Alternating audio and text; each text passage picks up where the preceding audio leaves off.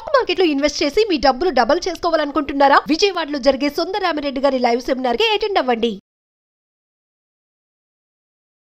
నమస్తే అమ్మా. నమస్తే సంగీత. అమ్మ, ఈ రోజుల్లో అమ్మాయిల పైన అఘాయిత్యాలు జరుగుతున్నాయని మనం రోజు టీవీలలో చూస్తున్నాం, పేపర్లలో చూస్తున్నాం. ఇవన్నీ ఎందుకని జరుగుతున్నాయి అంటే అబ్బాయిల మైండ్ సెట్ ఎందుకని అట్లా తయారవడానికి ప్రధానమైన కారణాలు ఏమై ఉంటాయి? ఒకప్పుడు ఇప్పుడు ఉందో లేదో తెలీదు, ఉందేమో. స్కూళ్ళల్లో ఒక ప్రార్థన, ఒక ప్రతిజ్ఞానం ఉండేది. All Indians are my brothers and sisters అని ఉండేది. అంటే భారతీయులందరూ నా సహోదరులు, భారతదేశంలో ఉన్న వాళ్ళందరూ కూడా నా అక్క చెల్లెళ్ళే అన్న భావన వాళ్ళలో ఉండాలని ఆ ప్రతిజ్ఞ పెట్టారు. ఎంతమందిలో ఉంటుంది అది? ఈ ప్రతిజ్ఞ ఉద్దేశం ఏంటంటే దేశంలో ఉన్నటువంటి వాళ్ళందరూ కూడా సోదర భావంతో ఉండాలి, సోదరుల భావంతో ఉండాలి.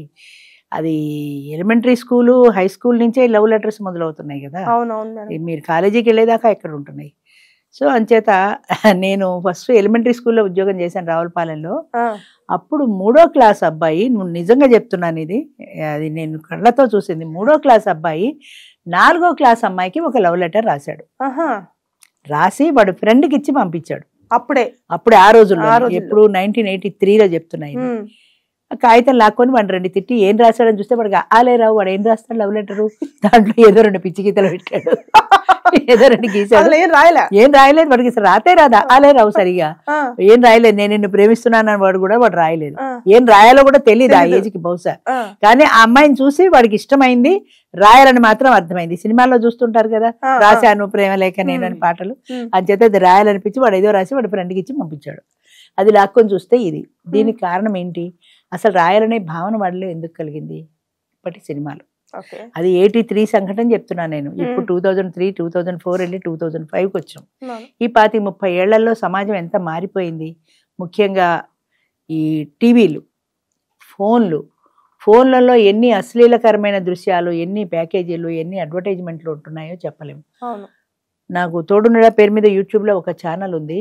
ఆ ఛానల్లో మరి ఎలా పెడతారో తెలీదు, కొంతమంది పెడతారు ఆడవాళ్ళది. నా వయసు 45, నన్ను సంతృప్తి పరిచే మగాడు కావాలి. రియల్లీ ఈసారి వస్తే నేను పంపిస్తాను. చూసావా అలాంటివి ఎప్పుడైనా? చూసానమ్మా. అదే ఎలా వస్తున్నాయి అసలు? అమ్మాయి ఫోటో ఉంటుంది, మనిషి ఉంటుంది, వీళ్ళెవరు ప్రాస్టిట్యూట్సా, ఫ్యామిలీ వాళ్ళ? అసలు ఎలా వస్తున్నాయి అవి? ఇలాంటి భయంకరమైనటువంటి మెసేజ్లతో ఎలా పెడుతున్నారో నాకు అర్థం కాదు. విత్ నెంబర్ కాంటాక్ట్ నెంబర్ ఇస్తారు. ఎలా పెడుతున్నారు వీళ్ళు? దీన్ని చూసి ఎవడైనా కాల్ చేయొచ్చు కదా. కాల్ చేస్తే నువ్వు వాడి ఆ నైట్కి బుక్ చేసుకుంటావా? అదే అర్థం కాదు నాకు ఇప్పటికీ. అది మా దాంట్లో ఎలా వస్తున్నాయి? అది ఇప్పటికీ అర్థం కాని ప్రశ్న అది. సరే, అలాగా ఈ ఫోన్లలో కానీ సినిమాల్లో కానీ రేప్ సీన్ని చూపిస్తారు. సినిమాలో ఎంత క్లియర్గా చూపిస్తారు. అంతకు మించి ఈ యాప్స్లో సినిమాలు వస్తాయి కదా, నెట్ఫ్లిక్స్ వాటిలో మొత్తం అంతా చూపిస్తారు. దాదాపు మొత్తం అంతా చూపిస్తారు. అలాంటివి చూసినప్పుడు సహజంగా వయసులో ఉన్న పిల్లలు ఏమవుతారు? టెంప్ట్ అవుతారు కదా. వాళ్ళని మనం ఎటువైపుకి తీసుకెళ్తున్నాం అంటే వాళ్ళ ధోరణి మారుస్తున్నాం కదా. వాడు ఏదో పుస్తకం చదువుకుందామన్న వాడు ఇది చూస్తే వాడి ఫ్రెండ్ చూసినా వీడికి పంపిస్తాడు, ఒరే ఇది చూడరా బాగుంది అని. వీడు వెంటనే చూస్తాడు.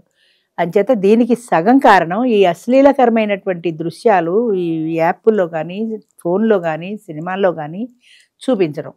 ముద్దు సీన్కి అసలు అడ్డమే లేదు సినిమాల్లో కూడా. పూర్వం ఎలా చూపించారు తెలిసిన? అంటే 70-80 ఏళ్ల కిందట 2 పువ్వులు ఇలా అనుకుంటాయి. లేదా వాళ్ళిద్దరు చెట్టు చాటుకి వెళ్తారు. చెట్టు చాటుని ఏం జరిగిందో మనకి తెలియదు. మూతి తుడుచుకుంటూ సిగ్గుపడుతూ హీరోయిన్ బయటకు వస్తుంది. అంతే, ఇది వరకు అంతకంటే లేదు. మనం ఊహించుకోవాల్సిందే. ఇప్పుడు అది పోయి మొత్తం జురుకోవడం చూపిస్తుంటే ఇవన్నీ చూసిన యంగ్స్టర్స్, అంటే అప్పుడే టీనేజ్లోకి వస్తున్న పిల్లల భావాలు ఎలా ఉంటాయి? అది ఎటు కాని వయసులో ఉంటారు వాళ్ళు. వాళ్ళని అట్రాక్ట్ చేస్తాయి సహజంగా. అన్నిటికీ మించి ఫేస్బుక్లు, ఇంకా ఇన్స్టాగ్రామ్లు, ఇవి ఎన్ని పేపర్లో చూసానో. ఫేస్బుక్లో పరిచయం అయింది. మా డ్రైవర్ కూడా ఉండేవాడు. ఫేస్బుక్లో పరిచయం అవుతుంది ఆ పిల్ల. ఎవరో మంచి చెడ్డ ఏమీ తెలియదు. ఫేస్బుక్లో మాట్లాడుకుంటారు, చాటింగ్ చేసుకుంటారు, ఫోన్లో పర్సనల్ నెంబర్ తీసుకుంటారు, వాళ్ళిద్దరూ పెళ్లి చేసుకుంటారు. ఫేస్బుక్ పరిచయంతో అక్కడతోటే ఆ అమ్మాయిని చూసే పెళ్లి చేసుకుంటాడు. అమ్మాయి ఫ్యామిలీతో వీడికి సంబంధం లేదు, దానికి వీటితో సంబంధం లేదు. పెళ్ళైన దగ్గర నుంచి కొట్టుకు చేస్తారు. పడదు కదా, అంతే. అక్కడి నుంచి మొదలు. మరి ఇక్కడ తల్లిదండ్రుల పాత్ర నథింగ్. వాళ్ళకి తెలిసి కొంత కొంతమంది చెప్తారు, కొంతమంది అసలు చెప్పరు కూడా. వీళ్ళు వేరే పెళ్లి చేసుకుంటారు, కాపురం పెడతారు, ఆ సంగతే వాళ్ళకి తెలియదు. అలా కొంతమంది. ఫేస్బుక్ పరిచయాలు, ఇన్స్టాగ్రామ్ పరిచయాలు. అసలు ఈ దరిద్రపు ఫేస్బుక్ ఎందుకు అనిపిస్తుంది నాకు. ఇందులో అబ్బాయిలు అమ్మాయిలు తప్ప నా వయసు వాళ్ళు ఎంతమంది ఉన్నారు చెప్పు? అందులో ఉండరు. ఎందుకని ఆ ఏజ్ అట్రాక్షన్, ప్రేమ వేరు, ఇన్ఫాక్చుయేషన్ వేరు, అట్రాక్షన్ వేరుకి ఆ వయసులో ఉన్న వాళ్ళని, క్రూపిగా ఉన్న వాళ్ళని ప్రేమించిన వాడిని ఒక్కడిని చెప్పు నాకు, ఎవ్వడూ లేడు సృష్టిలో. అంటే అందంగా ఉన్నదాన్ని ప్రేమిస్తున్నావు అంటే నువ్వు అందాన్ని ప్రేమిస్తున్నావు, ఆ వ్యక్తి మనసుని ప్రేమించట్లా, ఆ అమ్మాయి స్వభావాల్ని భావాల్ని ప్రేమించట్లా.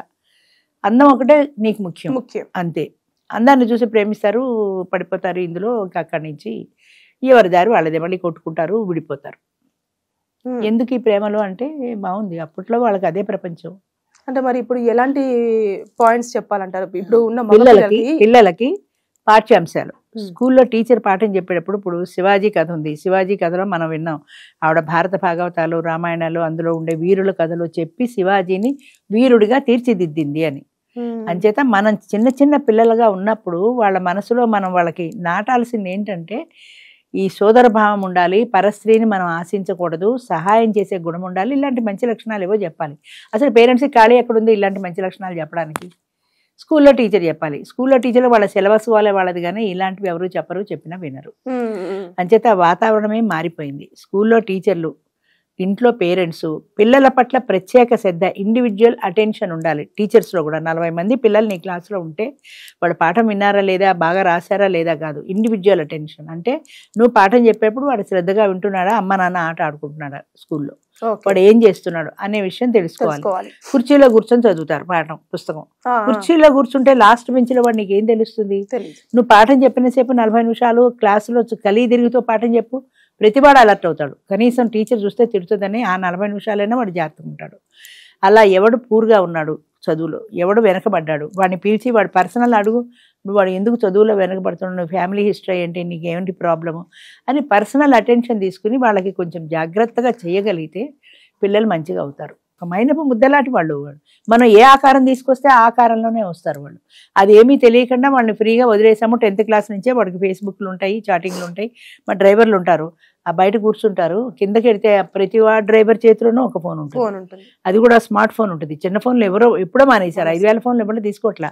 స్మార్ట్ ఫోన్లో వీడు ఏం చూస్తుంటాడు, కారులో కూర్చుంటాడు, తలుపులన్నీ వేసేసుకుంటాడు. ఎందుకురా గాలి ఆడకుండా కారులో బయట కూర్చోవంటే వాడు చూసేవి సీక్రెట్వి, అందుకని అందరూ చూడకూడదు కదా, కారులో తలుపు వేసి కూర్చొని చూస్తుంటారు. అంటే ఇవన్నీ దేనికి దారి తీస్తున్నాయి? విశృంఖలత్వానికి దారి తీస్తున్నాయి. అదేమిటో తెలుసుకోవాలి, ఎలా ఉంటుందో తెలుసుకోవాలి. సుడిగుండాలని చాలా పాతకాలంలో ఎన్టీ రామారావును ఆరుద్ర ఆత్రేయ ఎవరో ఇద్దరు కలిసి సినిమా తీశారు. అందులో ఒక డిటెక్టివ్ నవలలో ఒక పిల్లవాడిని నీళ్లలో ముంచి హత్య చేస్తారు. ఒక డిటెక్టివ్ నవల అది. ఆ నవల చదివిన టీనేజ్ పిల్లలు హత్య చేస్తే ఎలా ఉంటుంది, ఆ ఫీలింగ్ ఎలా ఉంటుంది అనే ఉద్దేశంతో ఈ అక్కినే నాగేశ్వరరావు కొడుకుని తీసుకెళ్లి కిడ్నాప్ చేసి వాడిని నీళ్ళలో ముంచేసి చంపేశారు. కారణం ఏం లేదు, కేవలం అందులో చదివిన దాంట్లో అది ఎలా ఉంటుంది అనే క్యూరియాసిటీ. అంటే కథలు వాళ్ళకి ఏం నేర్పుతున్నాయి? నీతి వాక్యాలు నేర్పట్ల, మంచి గురించి నేర్పట్ల, ఎలా హత్య చేయాలి, ఎలా తప్పించుకోవాలి. ఇప్పుడు సినిమాల్లో చూసినా కూడా అంతే కదా, లాస్ట్లో ఎక్కడో శిక్ష పడ్డట్టు చూపిస్తారు, కానీ 3 గంటల సినిమా నువ్వు చూపించేసి ఎలా తప్పించుకోవాలి, పోలీసుల నుంచి ఎలా తప్పించుకోవాలి, ఎలా పారిపోవాలి, జైల్లో ఉన్నవాడు ఎలా పారిపోవాలి, ఇవన్నీ నువ్వు చూపించేసి లాస్ట్లో వాడికి ఉరిశిక్ష పడింది అంటే ఎవడు చెప్తాడు ఈ ఉరిశిక్ష? మిగతావే చూస్తారు సహజం కదా. అంచేత మంచిని ఎవరు మెసేజ్ పెట్టట్లేదు, మంచి కావాలని ఎవరు చెప్పట్లా. చిన్నప్పుడు పేరెంట్స్ చెప్పట్లా, స్కూల్లో టీచర్స్ చెప్పట్లా, కాలేజీలో లెక్చరర్స్ చెప్పట్లా, ఇక వీడి ఫ్రెండ్స్ అందరూ ఇలాంటి వాతావరణం ఉన్న ఫ్రెండ్సే కలుస్తారు అందరూ. ఒరే అందులో ఫేస్బుక్లో ఇది వచ్చింది చూసావా, ట్విట్టర్లో ఇది వచ్చింది చూసావా అంటే అవి చూసుకుంటూ ఆనందిస్తారు తప్ప ఇది తప్పు అని మందలించే వాళ్ళు లేరు. అంచేత యంగ్ జనరేషన్ పాడైపోతుందంటే దానికి కారణం పేరెంట్స్, దానికి కారణం వాడి టీచర్స్, వాడి ఫ్రెండ్స్. మన వాళ్ళు చెప్తారు ఫ్రెండ్ని చూసి వీడు ఎలాంటి వాడో మనం ఈజీగా కనిపెట్టచ్చు అంటే, ఫ్రెండ్ అలాంటి లక్షణాలు ఉంటే వాడితో స్నేహం చేసిన వాడికి అలాంటి లక్షణాలే ఉంటాయి. అందుకని వాతావరణంలో అసలు సిస్టంలోనే మార్పు రావాలి. అది మన వల్ల కాని పని, కానీ పేరెంట్స్కి తెలియాలి నా పిల్లాడు ఇలాంటి తప్పుడు పని చేయకూడదు, అలాంటిది పేపర్లో పడిందంటే వాడు పెద్ద పెద్ద కళ్ళు వేసుకుని చూసి చదివి ఎలా ఉంటుంది అని వీడు కూడా ట్రై చేస్తాడు. అంచేత అలాంటిది చూస్తే వాడి కళ్ళ పడితే తప్పు నాన్న, అలాంటి పని చేయకూడదు మనం, అది చాలా పాపం, మహాపాపం, తప్పో రైటో నువ్వేం చెప్పు, అది తప్పు, అలాంటి పని చేయకూడదు అన్న భావన పిల్లల్లో కలగాలి. అది కలగటం లేదు ఎక్కడ. అది కలగడానికి తగిన వాతావరణం ఇంట్లోనూ లేదు, బయట లేదు. అమ్మ నాన్న రూమ్ వేరు, నెలల పిల్లల నుంచే రూమ్ వేరు. ఇది వరకు 5-6 ఏళ్ళు వచ్చేదాకా తల్లి పక్కలోనే పడుకున్నాం పిల్లలు. ఇప్పుడు వేరు కదా, నెలల పిల్లలు కూడా పాల బాటిల్ ఇచ్చి వేరే పంపిస్తున్నారు. ఇవన్నీ మనకి ఏం నేర్పుతున్నాయి? మీ ప్రైవసీ మీకు కావాలి. కానీ ఆ పిల్లాడు అమ్మ అమ్మ అని ఏడుస్తాడు కదా, ఏడిస్తే మీరు ఇందులోనో చూసి వెళ్తారు. కానీ ఏడ్చిన తర్వాత కదా మీరు ఎడతారు. అసలు ఆ భావన ఎందుకు రావాలి వాడికి? ఆ సెక్యూరిటీ ఫీలింగ్ ఎందుకు ఉండకూడదు?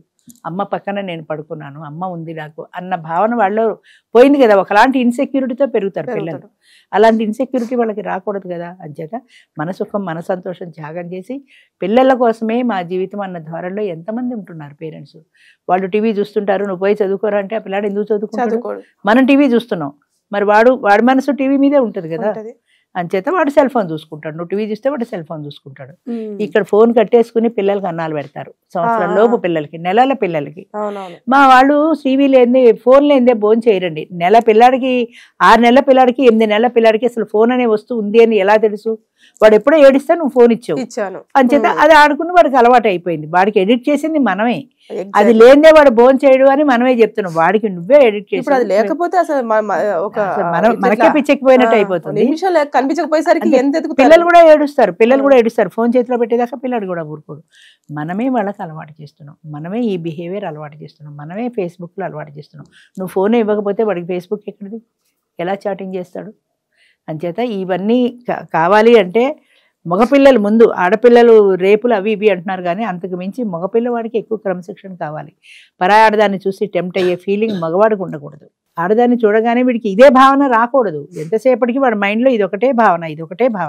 ఈ భావన కాక వేరే భావన రాదు. ఆల్ ఇండియన్స్ అండ్ మా బ్రదర్స్ అండ్ సిస్టర్స్ అన్నమాట వాడికి గుర్తు రాదు. అంచేత ఇది గుర్తు రావాలి తప్ప ఈ భావన గుర్తు రాకూడదు. ఇది ఒక ఆడది, దీన్ని నేను ఉపయోగించుకోవచ్చు. ఒక సెంటెన్స్ కూడా అంటారు కదా మేడం అందులో, all Indians are my brothers and sisters except 1%. అదే ఎక్సెప్ట్ హండ్రెడ్స్ థౌజండ్స్. ఇప్పుడు ప్రతి ఆడది వాడికి అవకాశమే. ఎక్సెప్ట్ 1 అన్న క్వశ్చనే లేదు. ఇప్పుడు ఆడది అంటే చాలు. గాంధీ గారు చెప్పాడని చెప్తారు మన వాళ్ళు. ఒక ఆడది అర్ధరాత్రి ఒంటరిగా ఎప్పుడైతే నిర్భయంగా రోడ్డు మీదకి రాగలిగిందో అప్పుడే దేశానికి నిజమైన స్వతంత్రం అని. ఇప్పుడు 10-11 దాటితే రోడ్డు మీద ఆడది వెళ్ళే పరిస్థితి ఎక్కడుంది? ఆఖరికి క్యాబ్ బుక్ చేసుకున్నా క్యాబ్లో కూడా భయమే, క్యాబ్ డ్రైవర్ అలాంటి వాడు అని. అంచేత అలాంటి పరిస్థితి లేదు. అందుకే గాంధీ గారు ఆ రోజుల్లో అలా చెప్పాడు. ఆడది నిజంగా నిర్భయంగా ఎప్పుడైతే రోడ్డు మీదకి రాగలుగుతుందో ఆ రోజు మనకి నిజంగా స్వతంత్రం వచ్చినట్టు అని. అంటే ఒక ఆడదాన్ని చూసి ఇలాంటి వికార భావాలు లేకుండా మగవాడు ఉండగలగాలి. అలాంటి ప్రపంచం కావాలి. ఎక్కడుంది? లేదు, రాదు కూడా. థ్యాంక్ యూ అమ్మా. Thank you.